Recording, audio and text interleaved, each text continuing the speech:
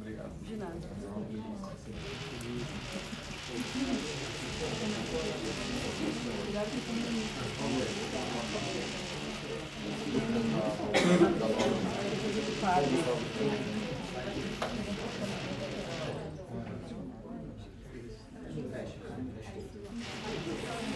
Só mais um minutinho, que acho que o pessoal está bem entretido.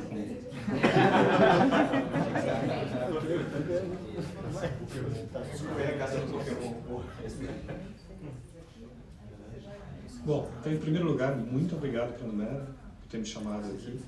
É muito bacana estar aqui no LinkedIn podendo falar para vocês de como foi a jornada lá de implantação ou de adoção do People Analytics lá no Itaú.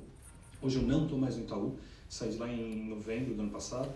Eu estou dedicado ao meu doutorado agora, exatamente sobre People Analytics ou HR Analytics, enfim, é uma questão quase semântica aí, mas enfim, eu comecei com essa história toda lá em 2013, a gente nem falava em People Analytics, nem nada do tipo, a gente falava com gestão de pessoas baseada em fatos e dados, um caminhão de nome para o que hoje a gente chama de People Analytics, que é muito mais simples. Enfim, meu background aí eu sou engenheiro civil, fui fazer meu mestrado, agora meu doutorado em engenharia de produção.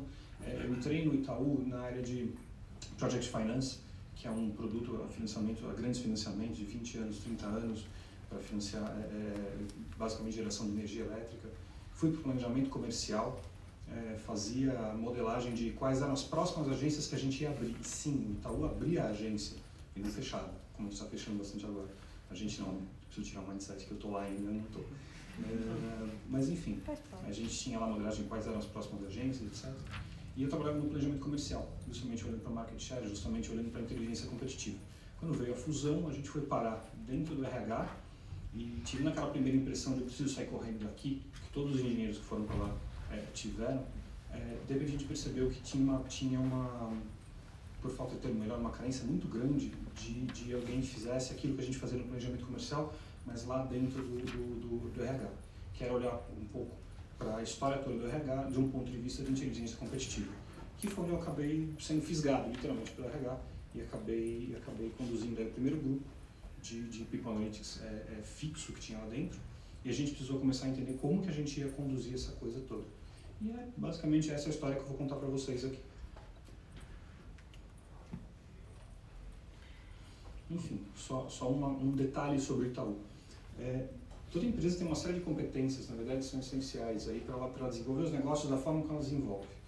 E no Itaú ninguém toca nada, ninguém aprova um produto, ninguém consegue aprovar um projeto sem mostrar com números que aquilo vale a pena. E onde você vai chegar e o que você vai fazer. E no RH não era diferente. Não é que o RH não tinha People Analytics, não tinha números, não tinha nada. Não era isso. Na verdade existia, só que eram montados grupos de trabalho, em que montavam-se alguns indicadores, enfim, quando tinha um projeto, resolvia-se, mostrava-se ali com números que aquele projeto valia a pena, o grupo dissolvia. Depois, quando precisava fazer isso de novo, montava outro grupo de trabalho, assim por diante. O que aconteceu? Primeiro, se percebeu lá atrás, em 2012, 2011, que as bases de dados não eram exatamente as melhores possíveis. E já se começava a ter um vislumbre de que era interessante ter alguma coisa mais analítica ali dentro. Segundo, começou a se entender que aqueles grupos de trabalho eram ótimos, mas a gente perdia muito conhecimento no meio do caminho. Então juntou-se todos os pequenos grupos que faziam análises, juntou um grande MIS. E uma das células que tinha grande MIS era a minha. Então uma basicamente fornecia dados para a própria RH, outra para todo o resto da organização, e eu estava com a cadeira de tudo. Era o assunto aleatório. Então qualquer pergunta que chegasse ali do conselho executivo, ou chegasse do diretor executivo, e que não era uma pergunta muito específica, por exemplo, olha, quantas pessoas a gente está contratando, quantas a gente está desligando, como está a performance, não, fosse alguma coisa mais cross, que é o case que eu vou mostrar para vocês daqui a pouco, caía na minha mesa. E eu tinha um grupo de 4 pessoas, né? Então basicamente era responder perguntas que eram cross, olhando para a RH inteira. E era um grande teste para entender se ter um grupo fixo para resolver essas coisas valia a pena ou não. E a gente reportava diretamente para um diretor. Então a gente focalizava nas perguntas que esse cara mandava para a gente não atendia todo o resto do RH, não formalmente pelo menos, sempre tinha alguém pedindo alguma coisa, querendo entender alguma coisa, enfim. E a gente começou pequeno, para entender perguntas que chegavam literalmente diretamente lá de cima. às vezes da mesa do Roberto Setúbal, lá, quando faziam quando tinha um conselho executivo, às vezes do nosso diretor diretamente. Por quê? Porque ele já focalizava em coisas nas quais o RH ia conseguir agregar valor diretamente lá para o negócio. E deu certo a coisa. E essa história é um pouco que eu vou contar aqui. A gente começou muito com a seguinte provocação: como é que o RH se define, como é que ele se posiciona, como é que ele planeja e executa ações usando recursos de forma a conseguir vantagem competitiva. Era basicamente esse o grande lema da coisa. Então eu não vou fazer nada aqui que não traga uma vantagem, não vou fazer nada aqui que não possa ser transformado em uma ação, não vou fazer nada aqui que seja fora da estratégia de RH. E essa é uma coisa que a gente frisou muito durante esse tempo todo. Não é que a gente deixou o de RH estratégico e passou a ser RH analítico. Na verdade, a análise vem embasando tudo que tem dentro da própria estratégia de RH. Se a tua estratégia de RH não está bem montada, se a tua estratégia de RH não é coesa, não tem analytics no mundo que resolva a tua vida, afinal de contas. Então, enfim, a gente acompanhava indicadores, tinha um sistema de informações legais, tal, legal. A gente discutia números, assim por diante, mas faltava alguma coisa que era justamente começar a ganhar conhecimento, começar a transitar esse conhecimento de uma forma mais sólida dentro do RH. E aí eu falo que a primeira fase que a gente teve é a fase romântica. Quem acompanha a Fórmula 1 ainda aqui? Ninguém, né? Verdade. Eu gosto pra caramba de Fórmula 1. E a gente fala que a fase romântica da Fórmula 1 era aqueles carros que quando faziam uma curva e capotavam, ele basicamente explodia. A nossa fase romântica foi mais ou menos a mesma coisa. Se a gente cometesse um erro, errasse a curva, a gente literalmente ia explodir e acabar aquele grupo e fim da história. Então, o que era essa primeira fase? Eu precisava de ganhar apoio, ganhar patrocínio. Quais eram as dificuldades que a gente tinha? Qual era o vilão dessa história toda, afinal de contas? Cara, os dados de origem eram simplesmente sofríveis. No começo a gente tinha um ERP, que é o sistema, vamos dizer assim, de RH, que estava conectado a 80 sistemas satélites. E, cara, não tem como fazer essa coisa toda funcionar de uma forma que seja sólida, vamos dizer assim. Tirou-se esse sistemão e colocamos um novo. A gente foi para o PeopleSoft da Oracle, tinha lá uns 10 sisteminhas paralelos, mas de 80 para 10 a coisa está muito mais resolvida. E, na verdade, assim, muita coisa a gente tinha problema. Enfim, não consigo mostrar aqui, mas quais eram os conceitos que a gente tinha para aplicar? O que é promoção, por exemplo? Por incrível que pareça, qual era o conceito de promoção que a gente tinha que usar? Para o varejo era um, para o resto da organização era outro. Como é que eu faço um estudo cross? Como é que eu faço um estudo, uma análise básica de criar alguns indicadores de forma que eu consiga tirar uma foto da organização inteira sem que o conceito de promoção seja igual para todo mundo? E é sempre ter uma área que fala, para mim promoção é isso. Para outra área, não, para mim promoção é isto. E a gente começou a mostrar que valia a pena trazer esses conceitos todos para uma base comum. Além, lógico, de conseguir ter todos os dados organizados no mesmo lugar.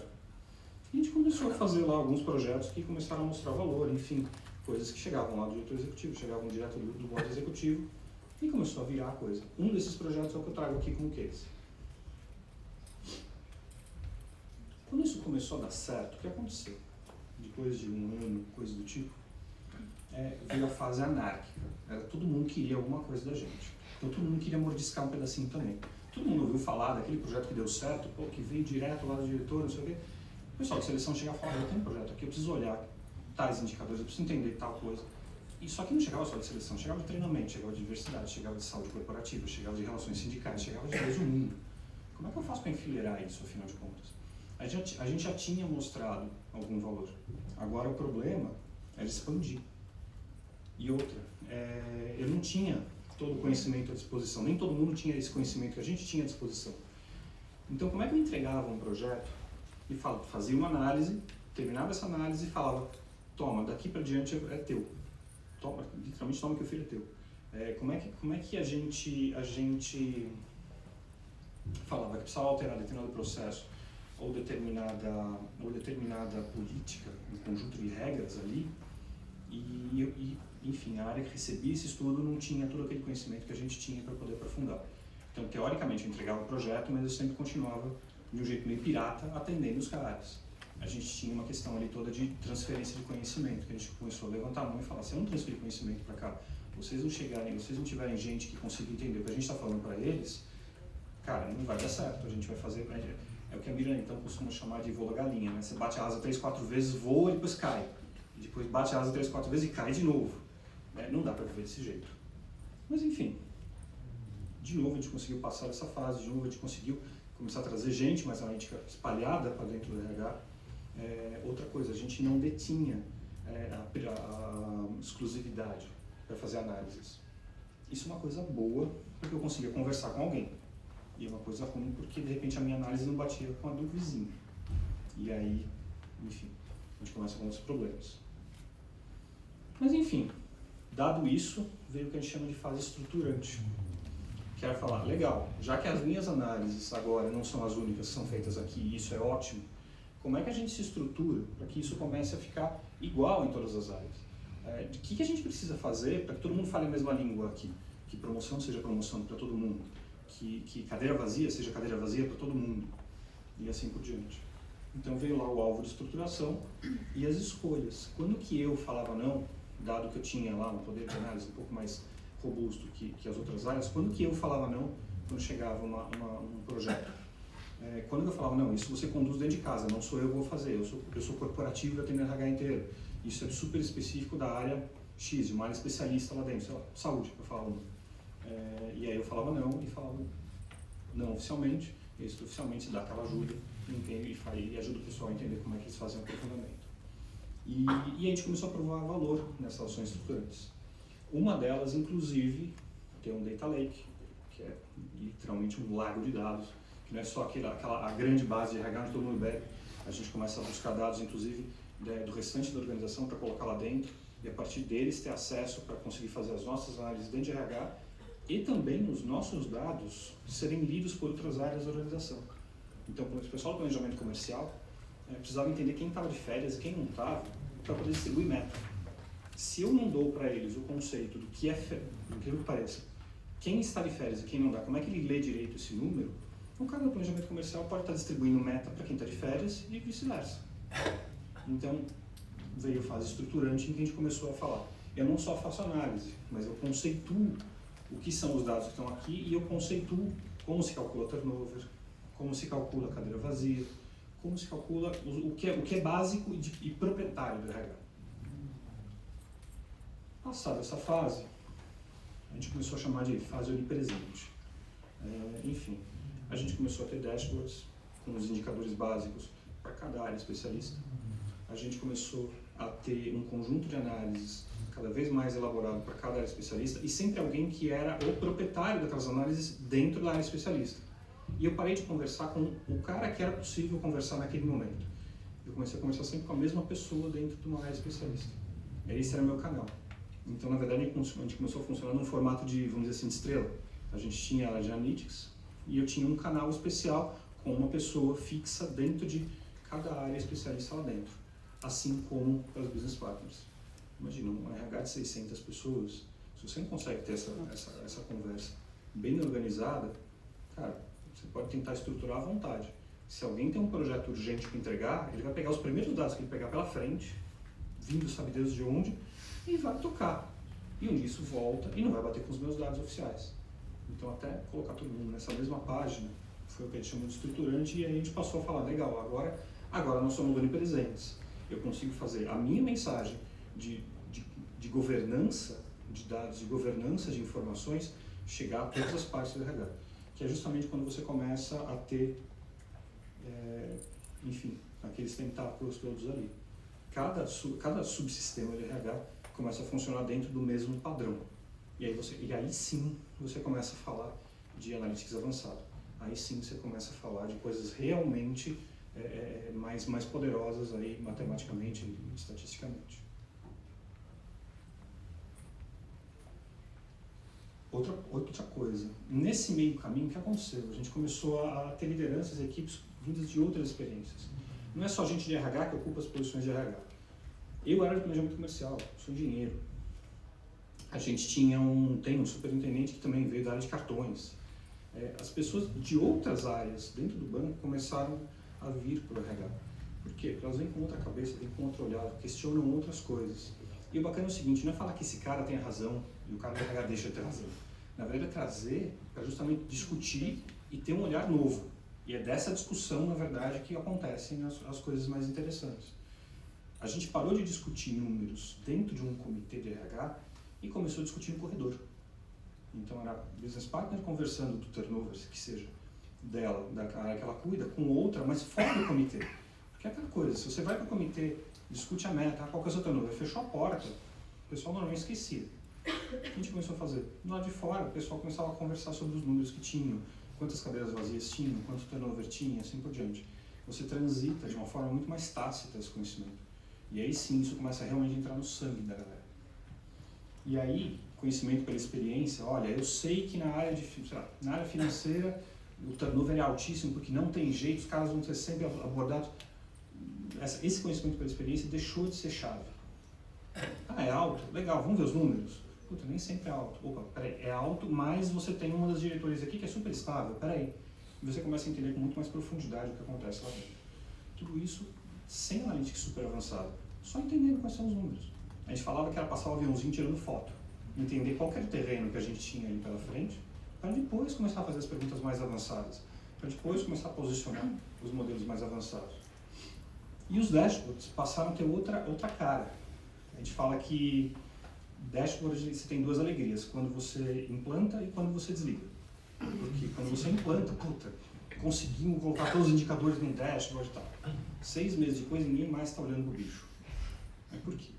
Porque a tua estratégia continua avançando, porque o teu entendimento continua se aprofundando.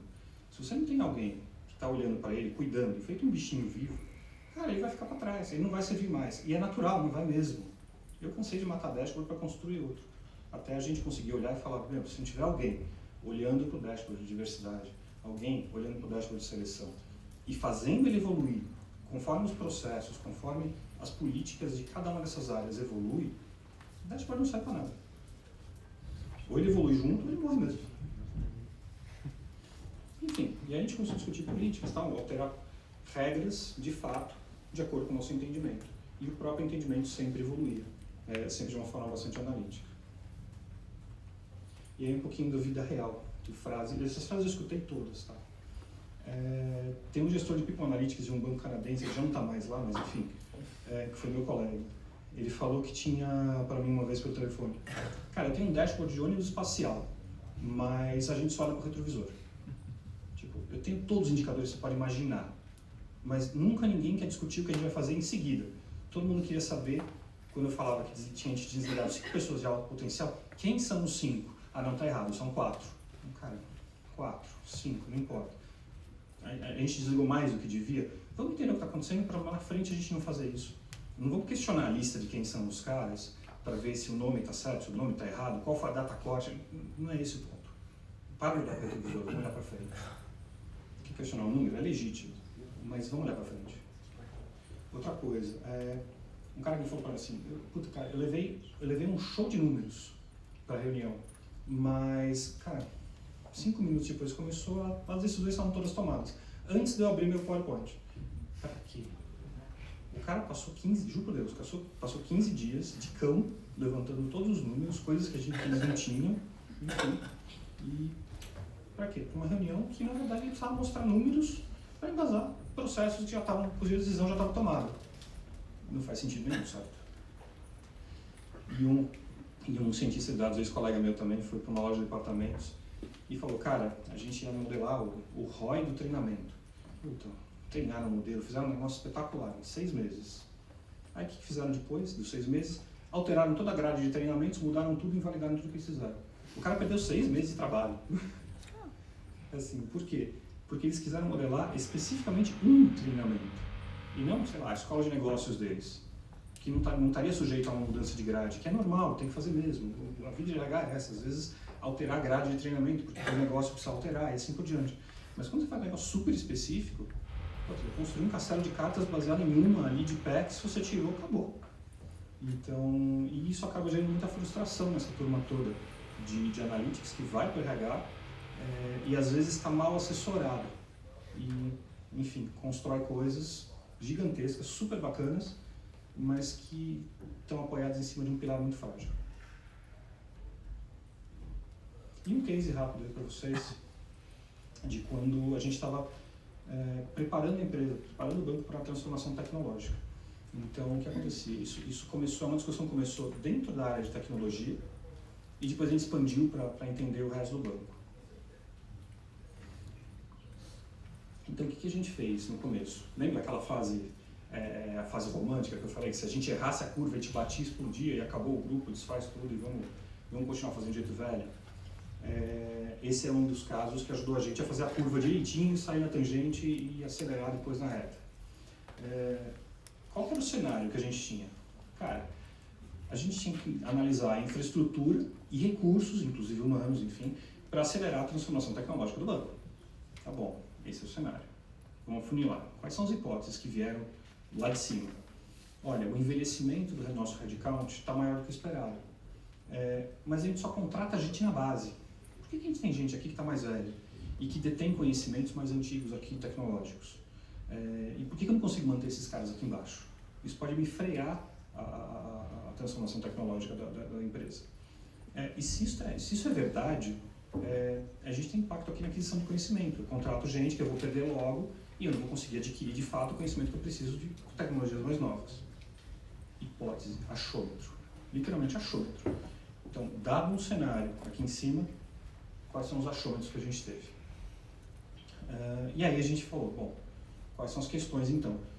Esses dois itens aqui de cima, eu não consegui nunca mais achar o e-mail, mas assim tá bonito, né? Assim chega uma pergunta bonitinha, esse é o cenário, aqui estão as nossas hipóteses. Isso aqui é um e-mail de 3 linhas, mal escrito, sem vírgula, que a gente passou mais de 1h30 tentando entender o que estava escrito ali, para entender qual era a abordagem que a gente ia ter, para levar para o nosso superintendente, para ele falar, legal, é isso mesmo, e o cara validar com a gente qual era a abordagem e o que a gente ia fazer, afinal de contas. Não era nem português aquilo que estava escrito, eu não sei o que era. Mas a gente conseguiu filtrar e entender que aqui era esse o cenário e que os caras queriam testar essas hipóteses aqui. Bacana. Aí a gente formulou as questões. O que foi isso? Alinhamento com a direção. Fala, cara, o que você está me perguntando? Essas perguntas aqui embaixo, essas questões aqui, vão resolver o que você quer, afinal de contas? E não pensa que foi uma conversinha que eu fui lá, bati na porta do diretor, a gente voltou. Não, foi de vinda de 3 dias, tá? Até entender efetivamente o que era necessário. E aí a gente foi montar as questões, tá? Por que o envelhecimento, né? Por que o aging aumenta se a gente contrata muito na base, enfim? E como que a movimentação de pessoas evolui a pirâmide etária do banco? De novo, isso começou com um questionamento dentro da área de tecnologia e a gente expandiu para toda a organização. Qual que era o fator crítico aí? Enfim, filtrar o ponto central do pedido, pegar aquele e-mail mal escrito e entender o que realmente estava perguntado ali e validar essa abordagem com a liderança constantemente. Porque às vezes se você pega, abraça, sai correndo e fala, tá aqui, todo orgulhoso porque montou uma análise espetacular e a análise pode ser espetacular mesmo, pega, olha e fala, não era isso. Então o que a gente fez? Bom, vamos fazer uma análise interna e benchmark. Primeiro, o que a gente descobriu. Lembra da hipótese? Nossa, o pessoal está muito mais velho aqui dentro do que a gente acha. Para equipes, não. Nossa média de idade era 1% mais baixa. Então, miraram fora do alvo. E nossa gestão tinha 10% menos idade do que os nossos benchmarks, ou seja, furou outra hipótese. Talvez não seja isso. Por outro lado, o que a gente foi fazer? A gente foi olhar a dinâmica de admissão, promoção e desligamento. A gente foi falar com parceiros internos para isso. Eu precisava entender qual que era a dinâmica que estava por trás disso, o que afinal de contas eu deveria analisar, que ia mostrar valor, justamente para a gente poder responder a pergunta direito. E a gente brinca que a gente fez uma maquininha de envelhecer gente. A gente separou por nível de cargo e, bom, os analistas júniores aí no caso, que é um dos estratos que a gente foi analisar. Como é que a gente modifica essa população depois de um ano? A gente admite e promove para dentro da caixinha, para dentro do nível de cargo. E desliga e promove para cima. O que acontece? Você tem uma quantidade, você tem uma população aqui. Depois de um ano, o que a gente viu? Em média, tudo média por enquanto, essa população envelhecia um ano, envelhecia 0,6 ano. Então freava. Então talvez a gente não tivesse envelhecendo com tanta força, mas envelhecia. E o tempo de casa aumentava só 0,4 ano. Não aumentava um ano. Ou seja, realmente tinha um envelhecimento acontecendo. Se deixa isso acontecer ao longo do tempo, pode acontecer algum fator aí que a gente não estava pensando. Para montar essa maquininha de envelhecer gente, com quem a gente foi falar? Com as business partners, para entender como que era o planejamento de HC, quais eram os fatores que eram importantes a gente considerar para ter bons recortes e poder responder de uma forma completa. A gente foi falar com o pessoal de sistemas legados para entender qual era a quantidade de dados que a gente tinha à disposição. Tinha muitos dados que a gente não tinha ali à disposição e você falar com gente para literalmente desenterrar dados para a gente poder usar. E com o pessoal de seleção, para entender e validar essa abordagem toda. Enfim, depois disso, a gente foi entender, como é que evoluiu nossa pirâmide etária até agora? E por isso que a gente foi falar com o pessoal de sistemas legados. A gente teve que voltar 10 anos. Em 2003, que é aquela primeira pirâmide etária que está ali, não existia Itaú Unibanco. Existia o Itaú e existia o Unibanco. Eu tinha os dados do Itaú. Cadê os dados do Unibanco? Como é que eu volto 10 anos numa análise? Não tem como. A sorte, foi uma sorte gigantesca. Tinha uma menina que, por sorte, estava no meu grupo, levantou a mão e falou assim, eu tenho esses dados. Eu guardei na minha máquina porque achei que ia ser útil um dia. Não, a gente deu flores para ela, né? Enfim. Dava para levantar os dados nos sistemas legados? Dava. Só que ia demorar uma semana. Nossa meta era sempre em 10 dias dar uma primeira abordagem, fazer o primeiro ataque, mais 10 dias para fazer o ataque final, levar para o board e acabou. Em 20 dias tudo encerrado. 10 dias, 15 dias era o tempo que o cara ia me devolver os dados, para eu começar a fazer análise. Enfim. Ela passou para a gente esses dados, trabalhando em cima deles, sem comentar aqui questões de estrutura, que óbvio, o organograma do Unibanco era diferente do organograma do Itaú. E como é que você junta essas coisas todas? Como é que você faz os recortes por área? É um inferno fazer isso. É literalmente um inferno. Mas a gente conseguiu, enfim. E a gente precisava comparar e dar uma linguagem visual. Não adianta você responder para a business partner que está te apoiando nesse trabalho, que está ali o dia inteiro respondendo 1 milhão de perguntas, que para ela são coisas muito simples, mas que para a gente de analytics que a gente não sabia como funcionava. Como é que eu dou uma ideia visual para ela de como essa coisa se alterou? A gente empilhou, literalmente, as pirâmides etárias. E aí a gente lembrou de uma análise de silhueta que existe e fez um negócio mais ou menos parecido. A gente tinha uma idade crítica que a gente estava atrás, que fazia sentido a gente olhar. Como é que a gente foi comparar como o banco era e como ele ficou? Então vocês veem que realmente a gente contrata muita gente na base, mas no finalzinho, não sei se vocês conseguem ver, tem uma corcovinha nascendo aqui, realmente estava envelhecendo muito o banco. Realmente, a gente tinha muita gente com idades mais baixas aqui. Então tinha aquela hipótese que levantaram de que não, tem muita gente mais velha aqui, realmente tinha lá o seu sentido. E a gente foi olhar isso com mais profundidade. Aumentou 7 pontos percentuais, enfim, o volume de pessoas que estavam acima da idade crítica, não parecia grande coisa, mas quando a gente foi ver, quase dobrou. E a população inteira dessa parte laranja, que era a crítica, ela aumentou 120%. Quando a população do banco inteiro aumentou 23%. Ou seja, tinha um baita ponto de exclamação aqui, que estava passando debaixo do nosso nariz e ninguém estava vendo. A gente não veio buscar isso especificamente. A gente queria entender como a gente trocava as pessoas de uma forma que não ferisse cultura corporativa, microcultura, microprocessos dentro de cada área. E de repente a gente encontra isso. Com quem que a gente foi falar para entender esses dados e fazer a análise certa? De novo, business partner, o dia inteiro falando com elas. E com o pessoal de saúde corporativa e previdência. Porque esses caras, basicamente, quando envelhecem e saem, enfim, quando se aposentam, eles levam embora plano de saúde, levam embora plano de previdência, assim por diante. As reservas técnicas são enormes. A gente pode ter um problema aqui. E aí o que a gente fez? A gente entendeu como o banco evoluiu de 2003 a 2013. Tá, isso quer dizer que vai continuar sendo igual? Não necessariamente. A gente tem uma fusão, a gente teve enxugamento de algumas áreas. Como é que isso vai evoluir daqui para frente, então? Então vamos olhar para frente. A gente tem o perfil de admissões, a pirâmide etária de novo, para as admissões, a pirâmide etária para desligamentos, não são os mesmos volumes, obviamente, e o HC de 2015 na época já. Se a gente pegar essas admissões e desligamentos de 2015 e falar, se eu fizer esse mesmo comportamento pelos próximos 20 anos, onde que a gente chega? A gente descobriu isso aqui. Aumentou 1,7 ano a idade média. 1,7 ano não é nada. Aí você olha, e aquele tracejado ali mostra que a população, já na idade crítica que a gente tinha, aumentou espantosamente em 2035. Outra coisa, esse aumento de 1,7 ano, a gente projetou para 20 anos depois, né? Vamos olhar o que acontece no meio do caminho? A gente viu isso aqui. Na verdade, a gente não atingia esse 1,7 ano depois de 20 anos. A gente atingia em 10. Então, em menos tempo. Então, se a gente não começa a pensar agora, naquela, em como é que a gente altera, ou se é que precisa, né? Alterar regras de plano de saúde, plano de previdência, como é que a gente manobra isso, eu posso ter uma organização que vai para o buraco, por um motivo que não tem nada a ver com o negócio dela. A gente viu muitas, nos Estados Unidos aconteceu isso nas montadoras. Eles tiveram problemas enormes porque, enfim, o plano de previdência deles era muito caro para quem já estava aposentado.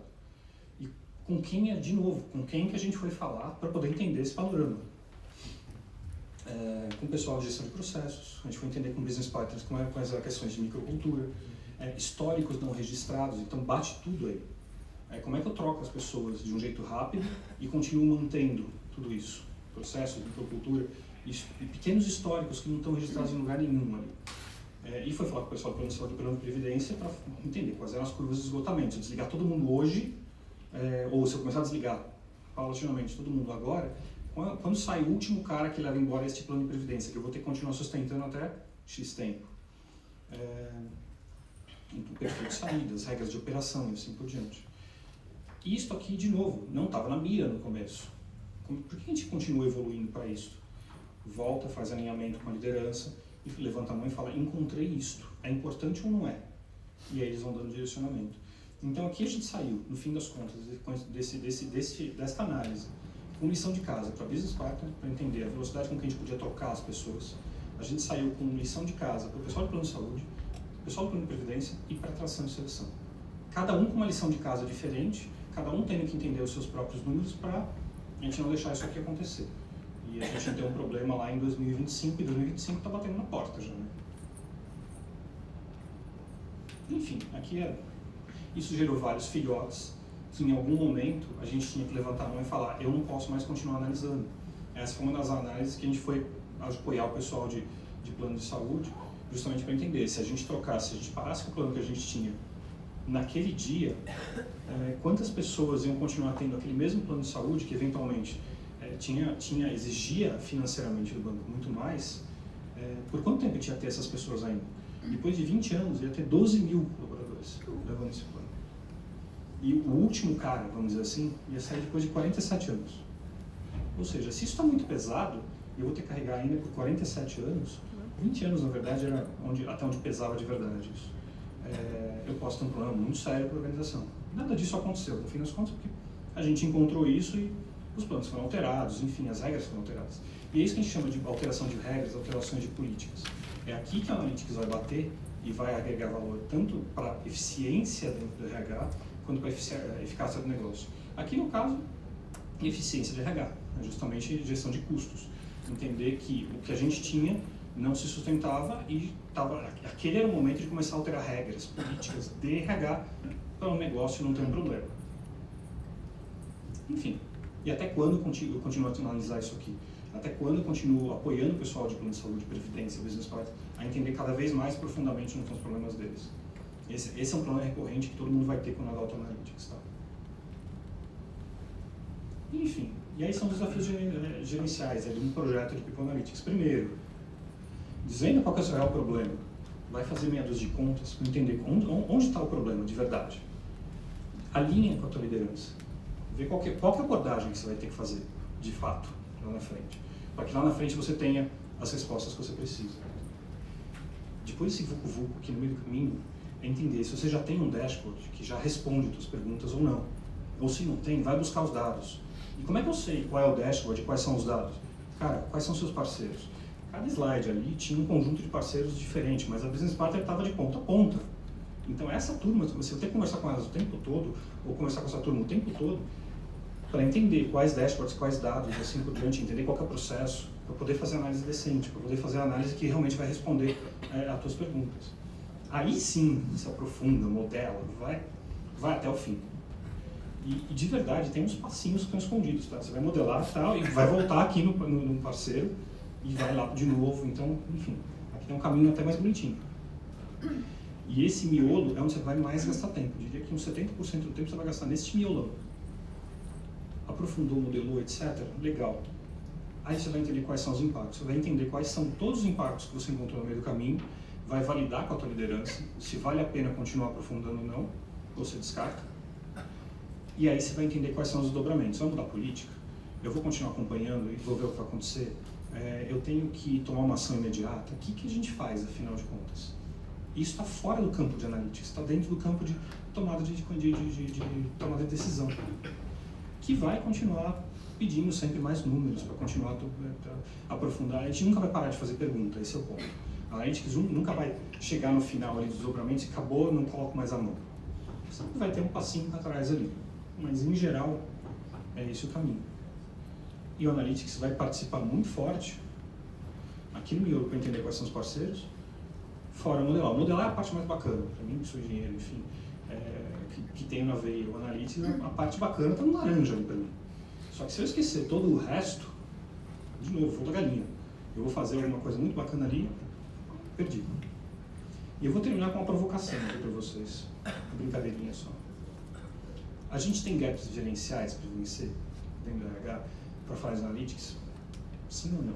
Eu vou usar uma brincadeira aqui. Quantos são 2 mais 2? Depende. Não, depende não. Matemática é 4 com certeza. Não depende. Tem Cara, juros? para o matemático é 4, fim de história. Para o estatístico. Cara, entre 3,99 e 4,01 tá fantástico. Bom, para um físico, ele nem responde. Cara, é vetorial ou escalar, ou seja, pode dar 0 ou pode dar 4. O que está mudando aqui? O nível de incerteza. Esses caras colocam, eles conhecem as regras do mundo onde eles vivem e começam a colocar perguntas em cima disso. Então eles tem conhecimentos aqui, tem conhecimentos de regras, são cada vez mais sofisticados aqui. Para um contador. É basicamente, quando você vai ser, com todo respeito, contadores não, brincadeira, óbvio. Mas esse cara conhece tão bem e tão profundamente as regras, que ele vai dar qualquer coisa. Não importa qualquer resposta.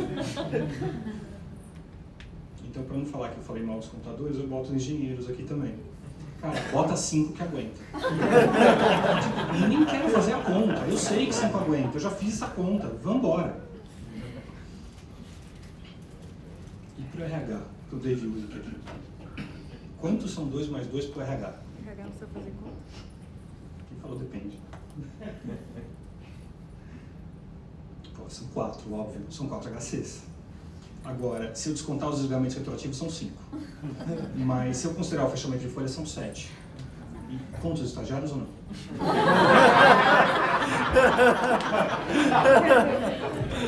Qual que é a grande mensagem disso? Cara, se você não souber o que você quer responder, não tem conta que resolva a tua vida. Então, é 4. 2 mais 2 são 4 HCs, óbvio, mas para que eu estou fazendo essa conta, afinal de contas? Eu quero olhar quantos liguei, eu quero somar quantos HCs eu tenho, qual que é? Enfim, é uma brincadeira, enfim, mas para a gente ter sempre na cabeça qual é a resposta que você quer conseguir no final. E não adianta chegar e falar assim, inúmeras vezes eu recebi uma ligação telefônica falando, me manda o turnover de março. Eu posso mandar o turnover de março, mas para que você precisa do turnover de março? Invariavelmente vinha uma resposta, invariavelmente não, é exagero, mas via de regra vinha uma resposta que o turnover não ia responder para a pessoa. Às vezes ela queria o número de desligamentos, o volume de desligamentos e acabou. O turnover não é isso, não é um percentualzinho. Não é? Então, para que você quer essa resposta? O que você está perguntando de fato? Fazer a conta todo mundo faz, é fácil ensinar. Agora, ninguém sabe, nem o cara de analytics, nem o diretor, nem ninguém consegue dizer qual é a conta certa se você não sabe o que você quer responder. Enfim, uma provocação aí no final para vocês. Obrigado.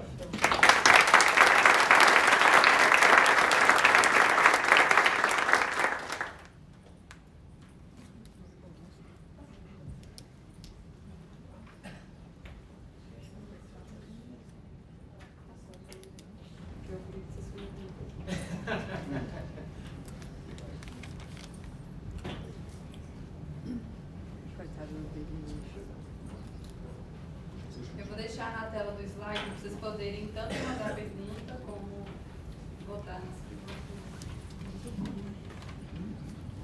Vocês conseguem me ouvir bem com o microfone? Sim. Aí eu faço as perguntas.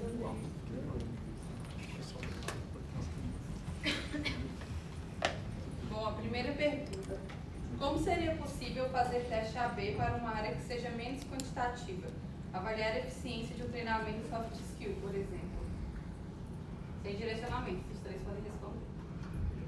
Tá. Como que a gente faz teste AB para uma área que é menos quantitativa? Eu acho que, assim, o grande ponto do teste AB não é pensar em a natureza da área, é pensar em qual ponteiro você quer mexer. Quando eu fizer esse treinamento, o que eu quero que ele melhore? Eu quero que ele melhore, sei lá, o engajamento das pessoas, quero que eu melhore a qualidade de atendimento de uma equipe. Definindo isso, qual ponteiro que eu quero mexer, eu preciso criar um instrumento que seja capaz de medir isso. Então a preocupação não é tanto com qual é a natureza do treinamento, e sim com o que eu quero que seja modificado, qual comportamento que eu quero que seja modificado com esse treinamento. E aí depende, né, se é soft skill, hard skill, só precisa ter um instrumento correto para saber se aquele ponteiro foi mexido ou não. E aí você aplica esse mesmo instrumento, tanto para o teu grupo de teste quanto para o teu grupo de controle. Complementos? Tá perfeito o que o Giovanni falou. Eu acho que essa é a essência da coisa. Na verdade, não olhar para o meio e olhar para o fim. Eu estava tendo uma conversa outro dia com um colega, a gente estava falando de engajamento. Por que você faz engajamento? Putz, não, para as pessoas estarem mais alinhadas com a empresa, esse tipo de coisa. Eu falei, tá bom, mas se elas estão mais alinhadas, elas conseguem o quê? Ah, não, qualidade de vida. Não, mas qual é o grande objetivo de fazer de engajamento? Cara, é mexer algum ponteiro de resultado do negócio, no fim das contas. A gente tem que lembrar disso, no fim.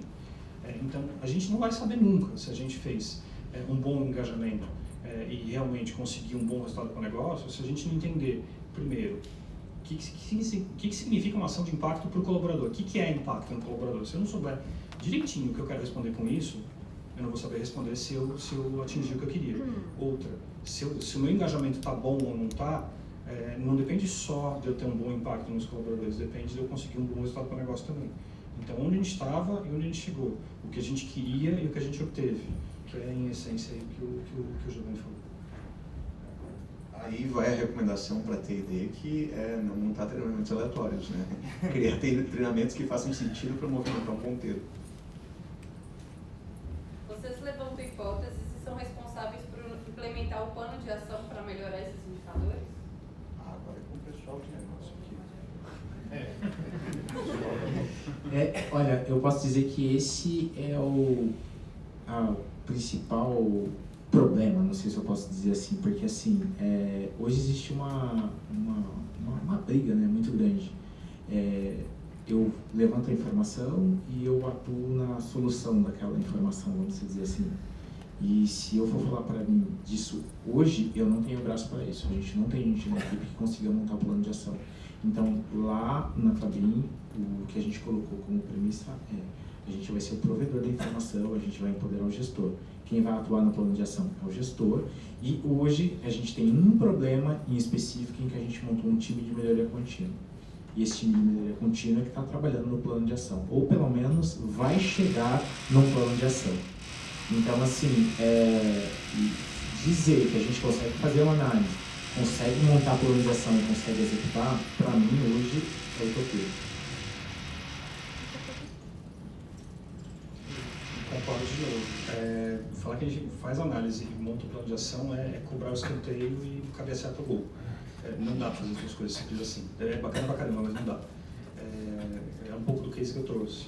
Na verdade, a gente tinha uma pergunta, a gente precisou entender como business partner com seleção, com Deus no mundo, literalmente, quais eram os processos que estavam por trás disso e como era a dinâmica das coisas que funcionavam ali por trás. A gente trouxe as análises, a gente conseguiu prever, pelos dados que a gente tinha, olha, como é que vai estar em 2035 a nossa pirâmide etária, mas eu não digo, olha, para você modificar isso, o que você tem que fazer. Eu respondo todo tipo de pergunta, o pessoal vai me bombardear com perguntas que eu vou ter que responder de uma forma analítica sempre. Mas o que especificamente, que alavancas têm que ser mexidas, é muito difícil a gente conseguir chegar nessa resposta. A gente é bem pitaqueiro, a gente consegue adaptar a colina do mundo. mas definir de fato o que vai acontecer, aí não. A gente consegue dizer onde estão as alavancas, quais precisam ser mexidas de acordo lá com a cultura da organização, de acordo com o que o planejamento de business partners prevê e assim por diante, são outros 500. Eu tenho uma recomendação aqui.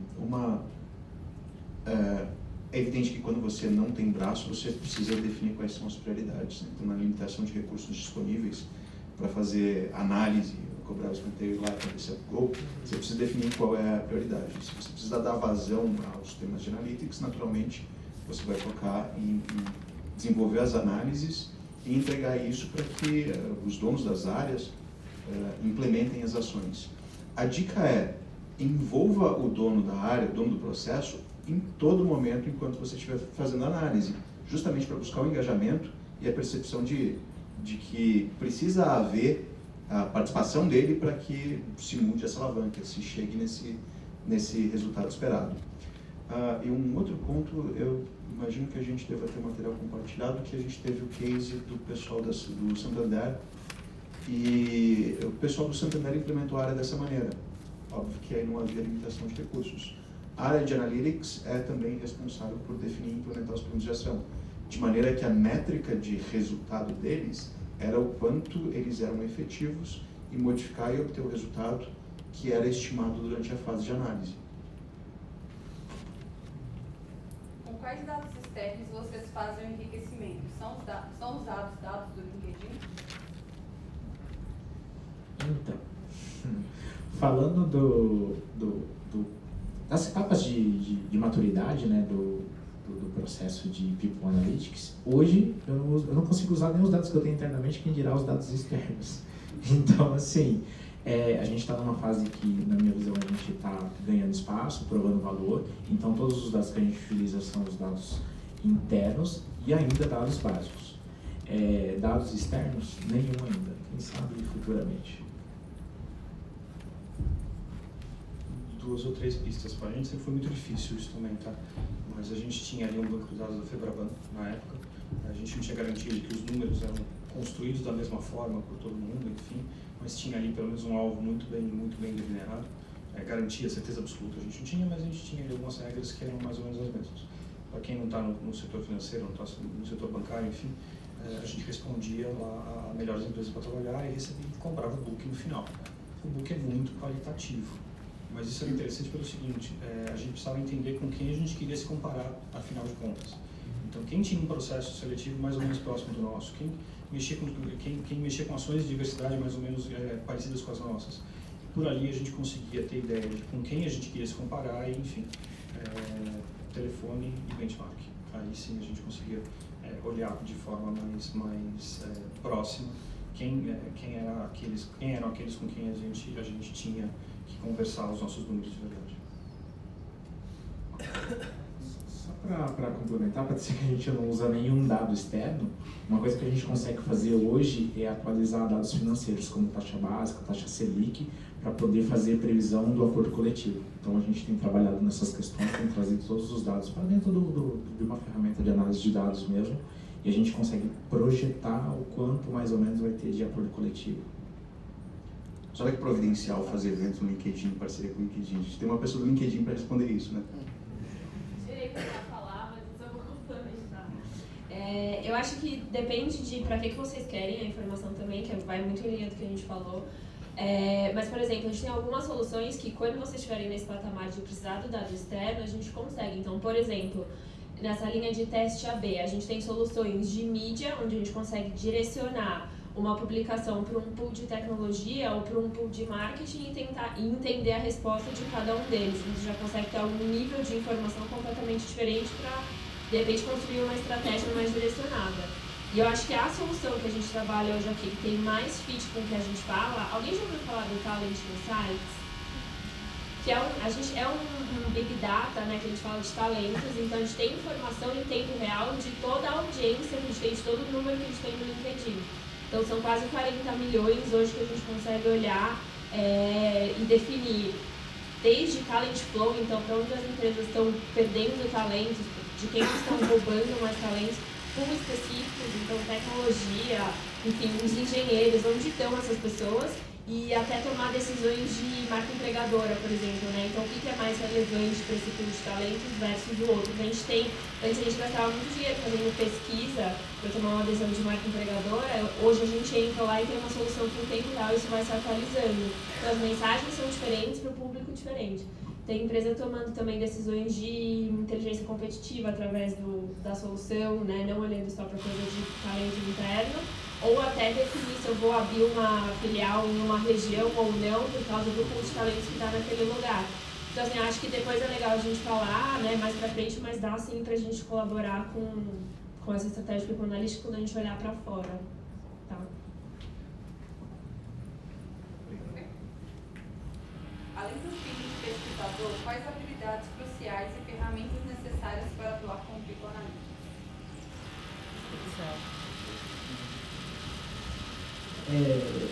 Olha só, gente, pra mim, eu sempre penso com a cabeça da pessoa que começou no RH. Talvez o Alexandre, que tem uma visão assim externa, ele tem uma opinião diferente. Mas assim, quando a gente fala de habilidades, por exemplo, quando eu comecei a estudar o tema, eu procurei me especializar dentro dessas áreas que é meio diferente para quem é do RH. Eu fui fazer uma pós em ciência de dados, fiz um curso da Numera aqui, que é um curso muito bom, viu, gente? O Bootcamp. Ele abre bastante a mente, se eu fosse vocês, eu procurava saber um pouco mais. Eu fiz o Bootcamp da Numera, fiz uma pós em ciência de dados, daí eu fui procurar um pouco, e assim, isso quando eu descobri lá atrás, que eu estava fazendo essa matéria de mestrado que eu falei para vocês, em pesquisa operacional, eu descobri que eu imaginava que eu gostava um pouco de matemática, de estatística, só que eu descobri que eu não sabia nada. Então eu fui procurar estudar um pouquinho mais de matemática, um pouquinho mais de estatística, mas eu também descobri, assim, gente, que isso era uma coisa que eu tinha e eu estava perseguindo como carreira. Mas hoje, por exemplo, quando a gente encontra dentro das empresas profissionais que já têm esse tipo de habilidade, se juntar as duas, o conhecimento que eu tenho do negócio, mais o conhecimento das pessoas que têm esse tipo de conhecimento, a gente consegue trazer resultado também. Então, assim, teoricamente eu não precisaria ter estudado tudo isso, mas era uma coisa que eu gostava e eu estava perseguindo, então é uma coisa que é bacana.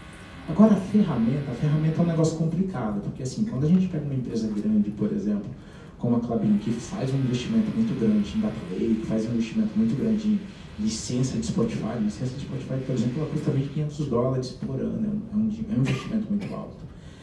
Quando a gente faz investimento em Power BI, ou seja, as ferramentas vão continuar em paralelo até descontinuar totalmente a outra, é uma coisa que eu falo assim, olha, é legal, é bacana, mas precisa ter dinheiro para fazer isso. As empresas menores podem começar com uma coisa mais simples.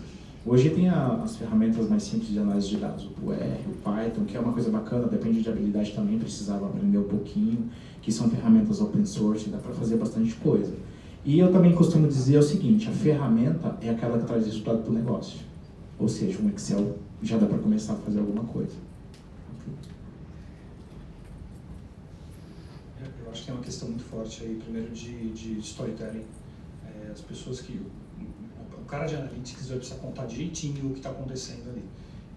Eu tive um menino na minha equipe que era um cientista de dados espetacular, mas no começo ele abria um gráfico, falava que o coeficiente de correlação é menor que 0,5, então acabou. Quando ele falou que o coeficiente de correlação era menor que 0,5, ele já perdeu metade da sala naquele momento.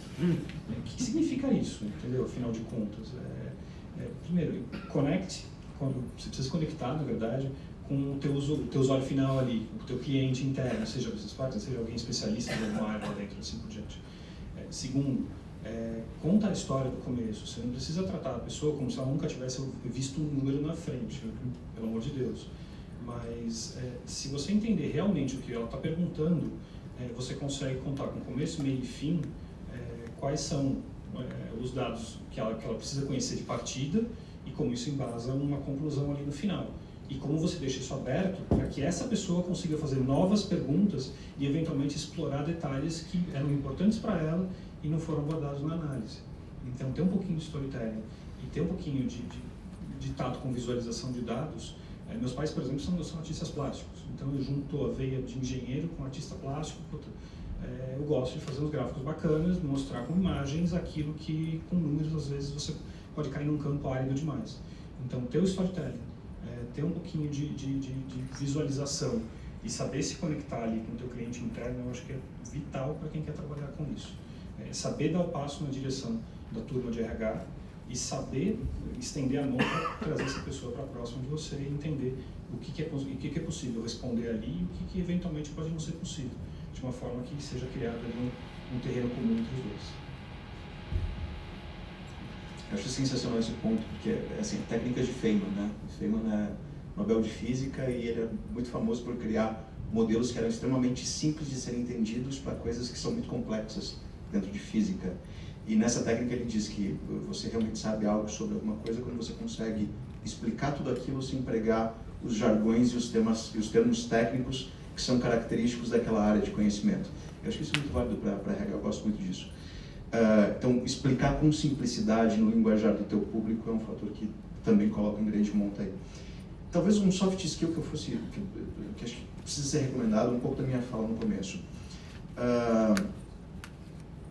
Quando a gente está começando a fazer análise e a gente está descobrindo um ferramental novo, tem um efeito, um viés psicológico, é o efeito Dunning-Kruger, em que a gente sabe um bom tanto sobre aquele tema que a gente está discutindo, mas a gente não sabe o suficiente para saber daquilo que a gente não sabe. Aí que a gente corre um risco gigantesco de cair em uma série de armadilhas que, pelo fato de não ter uma visão mais ampla, a gente não percebe que está caindo. Nesse sentido, a minha recomendação é ter uma série de falácias lógicas e viés inconscientes que a gente cai porque não conhece eles em detalhe. Então é buscar sobre isso. Quais são as principais falácias lógicas? Quais são os principais viés inconscientes que geralmente a gente cai enquanto está fazendo análise? Wikipédia mesmo tem uma lista gigantesca sobre isso, com um manual de como que a gente faz para reconhecer. Como o People Analytics se conectou com a estratégia de transformação da diretoria de gente e gestão na Klabin? Qual foi o gatilho e patrocínio para começar? Olha, essa é uma pergunta interessante, porque assim, eu tenho 9 meses de Klabin só, tá, gente? E assim, boa parte da estrutura, por exemplo, da arquitetura de dados, quando eu cheguei já estava pronta.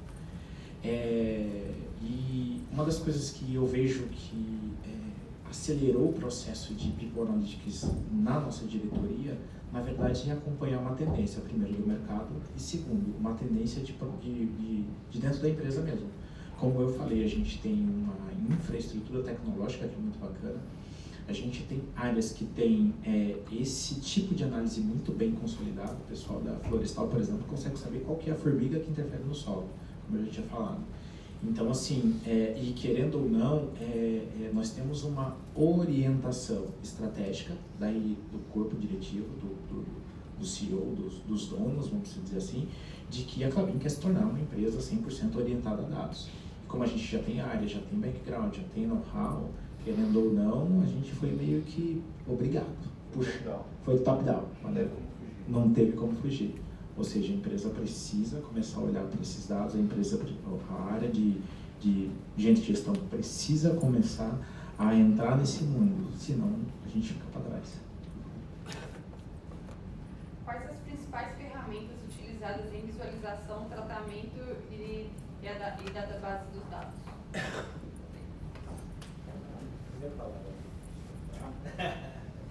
Olha, vou ser bem sincero, tá? Se tirasse o Excel da gente, a gente sai correndo.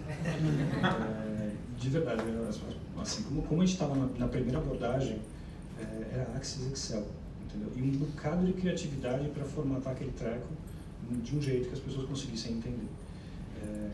A análise que a gente fazia, as primeiras, foram ali com... Alguém falou de Solver, acho que... Enfim. Solver do Excel, a gente fazia regressão no Excel. Tem jeito de fazer ali algumas árvores também no Excel, para quem consegue entender um pouquinho melhor a coisa. Mas, de verdade, foi Excel no começo. Hoje, a gente... O Lano, então, está usando muito Python também, mas, na verdade, isso é lá na ponta final. No começo, na primeira abordagem do problema, Excel, extrai com SQL, a gente tem um data warehouse lá, enfim, um armazém, literalmente, de dados construído lá pelo pessoal de tecnologia, puxa no SQL, joga para dentro do Excel ou joga para dentro do Python, sei lá na frente, e analisa e vai embora. Mas a gente vai entrar em ferramentas mais avançadas só depois que a gente estabelece muito bem qual que é o problema e onde está o ponto de dor. E até aí, você está lá no Excel, literalmente. aí lá na frente, enfim, depende da abordagem que vai te trazer a solução. Às vezes você já resolve ali no